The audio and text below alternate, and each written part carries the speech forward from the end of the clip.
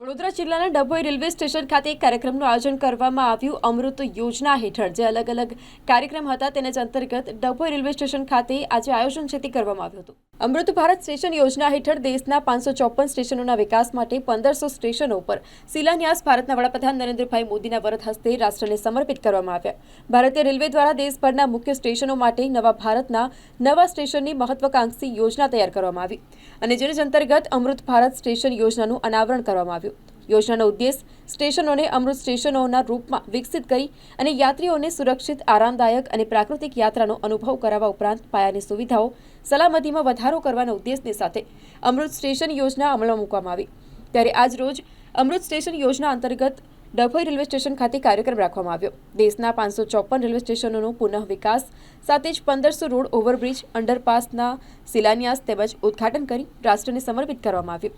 પ્રસંગે ધારાસભ્ય શૈલેષભાઈ મહેતા, સાંસદ ગીતાબેન રાઠવા, નગરપાલિકા પ્રમુખ બિરેન શાહ, જિલ્લા કેળવણી મંડળ પ્રમુખ શશિકાંતભાઈ પટેલ, તાલુકા પંચાયત પ્રમુખ રાજેન્દ્ર તડવી સહિત મોટી સંખ્યામાં કાર્યકરો તેમજ ભાજપના રેલવે સલાહકાર સમિતિના દીક્ષિત દવે, હિરેન શાહ, વૈદેહીબેન જૈન, સુકીર્તિ તડવી, જતીન પટેલ સહિત રેલવેના અધિકારીઓ ઉપસ્થિત રહ્યા હતા. આજે પૂરા દેશમાં યશસ્વી પ્રધાનમંત્રી નરેન્દ્રભાઈ મોદી સાહેબની સરકારમાં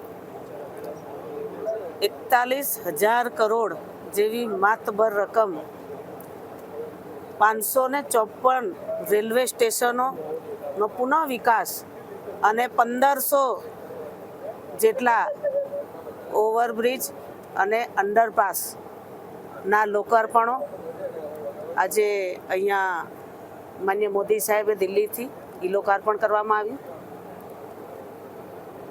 વર્ષો પછી આ દેશને આટલી મોટી રકમનું બજેટ રેલવેમાં ફાળવવામાં આવ્યું.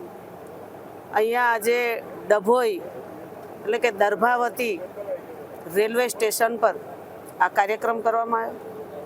મારી સાથે અહીંના લોકપ્રિય ધારાસભ્ય માન્ય શૈલેષભાઈ મહેતાજી, સાથે નગરપાલિકાના પ્રમુખ, તાલુકા પંચાયતના પ્રમુખ, સંગઠનના તમામ હોદ્દેદારો અને મોટી સંખ્યામાં નગરજનો અહીંયા ઉપસ્થિત થયા. આ બજેટ થકી દરેક રેલવે સ્ટેશનોને આધુનિકરણનો લાભ મળશે અને યાત્રીઓને સુવિધા ઉપલબ્ધ થશે.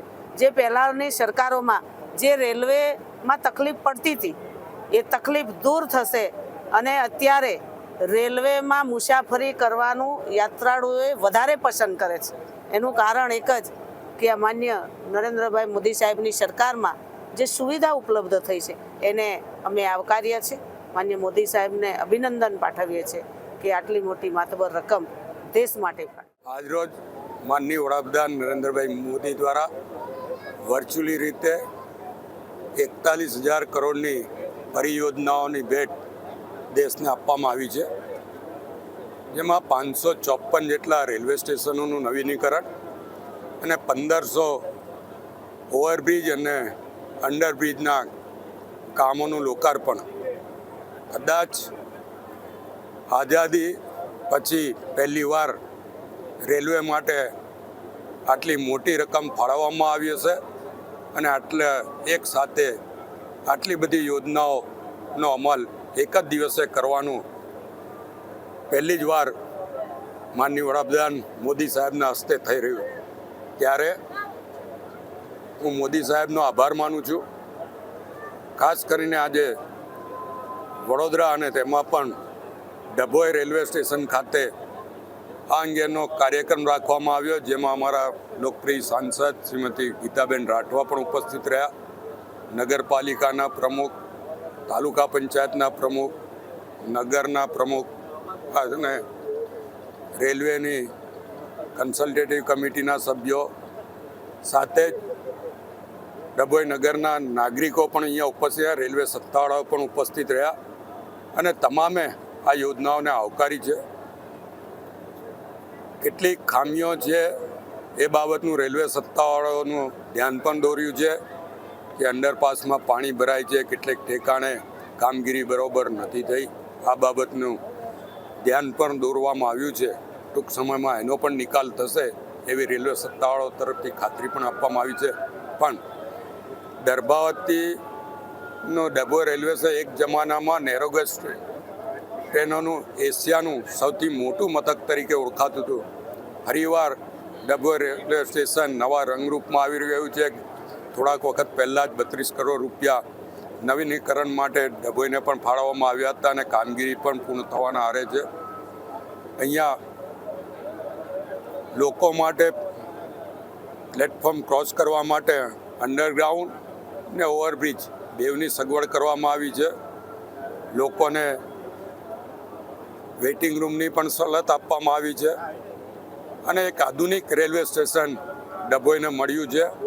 અને હવે આગામી દિવસોમાં અહીંયાથી પસાર થતી તમામ ટ્રેનો અહીંયા ઊભી રહે અને અહીંયાથી ટિકિટો આપવામાં આવે એવી રજૂઆત પણ સાંસદ સભ્ય દ્વારા પણ કરવામાં આવી છે, મારા દ્વારા પણ કરવામાં આવી છે અને ટૂંક સમયમાં એનો પણ અમલ થશે. પછી આ રેલવે સ્ટેશન વધારે ધમધમતું થશે. ત્યારે આ પ્રસંગે ડભોઈ દર્ભાવતીના તમામ નાગરિકોને અભિનંદન આપું છું અને શુભેચ્છા પાઠવું છું.